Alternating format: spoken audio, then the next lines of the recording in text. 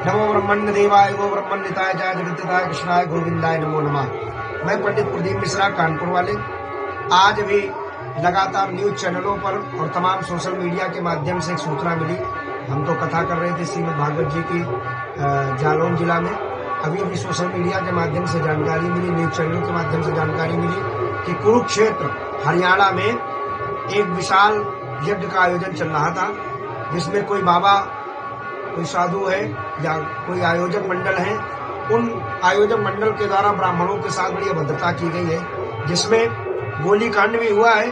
वहां उन आयोजक के जो बाउंसर थे, उन लोगों ने हमारे समुदाय के, हमारे धर्माचार ऐसे उन ब्राह्मणों को बुला करके, यज्ञ में बुला करके और उनको गोली मार करके हत्या कर दी गई है। ये बहुत ही निंदनीय है और बहुत ही मन को अशांत करने वाला और हृदय को बड़ी ठेस पहुंचाने वाला एक कांड हुआ है। इससे सारा सर्व समाज बहुत आहत है।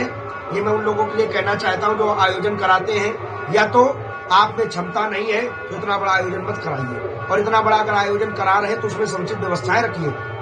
और हम सभी धर्माचार्यों से भी प्रार्थना करते हैं कि कहीं भी जाएं अपने मान मर्यादा सम्मान का विशेष ख्याल रखें। किसी भी प्रकार की आप स्वयं से कोई गलती न करें, और फिर कोई सामने वाला गलती करता है तो उसको छोड़े नहीं। ये जो कांड हुआ है ये बहुत ही निंदनीय है। आज समाज में जो धर्म की ध्वजा लहराने वाले आचार बंधु हैं, उनके ऊपर गोली चला दी गई। सुनने में न्यूज के माध्यम से आ रहा है कि उनको भोजन नहीं दिया गया, बासी भोजन कराया गया। अरे भाई, जब आपके पास इतनी सामर्थ्य नहीं है तो कोई भगवान नहीं कहता है कि आप बहुत बड़े आयोजन करिए। जितनी चादर हो उतने ही पैर फैलाने चाहिए भैया मेरे भाई है? और बुला करके ब्राह्मणों का, संतों का तिरस्कार कर रहे हो, इसका मतलब क्या है? ये तो वही वाली स्थिति हो गई कि इंद्र ने त्वष्टा ऋषि के पुत्र विश्वरूप को आचार बनाया, यज्ञ करवाई, और जब उनके द्वारा थोड़ा सा इस पर हम क्योंकि दोनों विषय रख चुके, फिर इसने उनका सर काट लिया।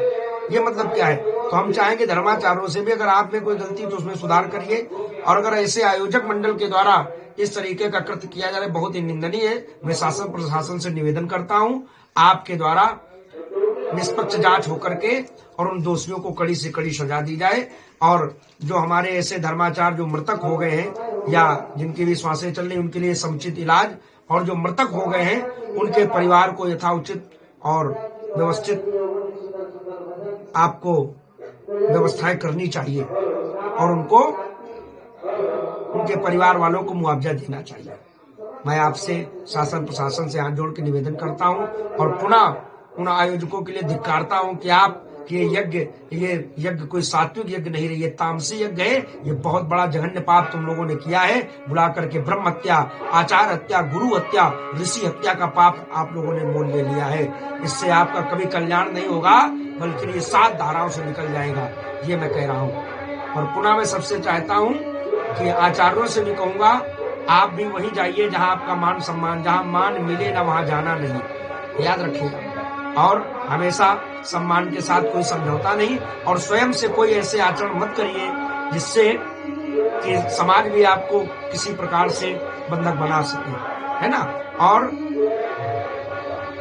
हम आचार बंधु शायद जीवन में परमात्मा ने ये कार्य देकर के अपनी सेवा में भी लगा रखा है, और उससे हमारा और हमारे परिवार का जीविकोपार्जन भी होता है।